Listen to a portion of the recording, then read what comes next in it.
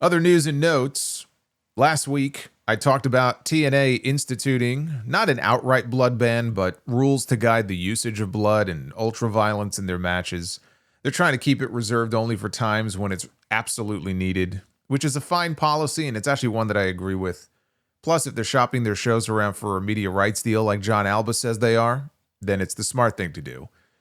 But this week, Fightful Select had a report that TNA's Talent Relations Department recently circulated a memo outlining some other changes. Slaps will now require prior approval. It's like a fucking prescription drug now. You need prior authorization from an agent before being used in matches and segments. In addition, the throat slash gesture is now banned entirely, and anyone performing such a gesture will be subject to a $100 fine for each time that they do it. I look forward to next week's Fightful report that all TNA talents going forward will only be permitted to wipe their asses with 1-ply toilet paper instead of the usual 2-ply to avoid clogging up the toilets at the venues. But my favorite part about all this is that TNA held a talent meeting yesterday to discuss the moves and express its unhappiness that the memos were leaked in the first place, after which the meeting about stopping the leaks was also leaked. Maybe they should hire TL Hopper to fix all these leaks they're having. Meanwhile, Rossy Ogawa, the head of the women's Marigold promotion in Japan, made news this week for fat-shaming his world champion Utami Hayashishita ahead of Marigold's first anniversary show this weekend. In speaking with a Japanese news outlet, he said that she should tone up a bit more. Utami has already blossomed once in stardom, hasn't she?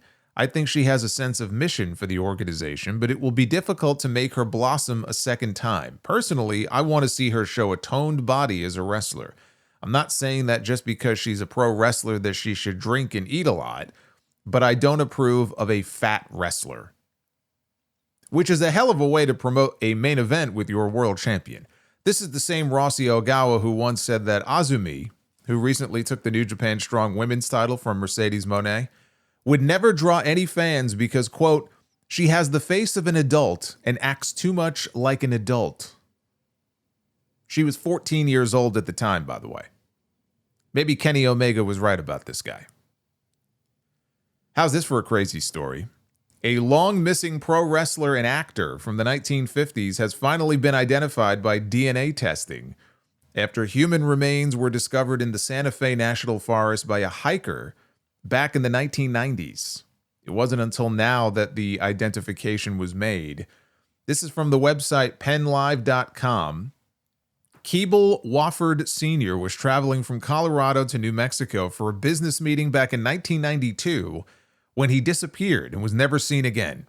But officials with the Sandoval County Sheriff's Department and the New Mexico Office of the Medical Investigator have announced that they recovered his remains more than 2 decades ago.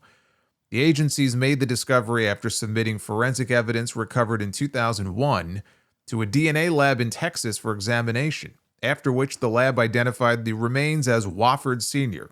His remains were found by a hiker in a clandestine grave in the Santa Fe National Forest. Initially, investigators believed it may have been the remains of more than one person, but later evidence showed that it was one adult male. Despite years of investigative efforts, the identity of this individual remained a mystery, and he became known as Sandoval County John Doe. Investigators built a family tree for the John Doe, which led to likely relatives of the man, including a possible daughter. The daughter submitted a reference DNA sample, which was compared to the unidentified man's DNA profile. Wofford Sr., who was also known as Chemo Mobby and wrestled under the ring names Red Eagle and Black Hawk, working for big-time wrestling in Texas as well as the Pacific Northwest, was a wrestler and actor in the 1950s and 60s. The Santa Fe New Mexican said that he appeared in the film Twilight for the Gods, starring Rock Hudson and Sid Charisse. He also appeared in several series, including Hawaiian Eye and Sea Hunt. That's pretty crazy. You want to hear crazy?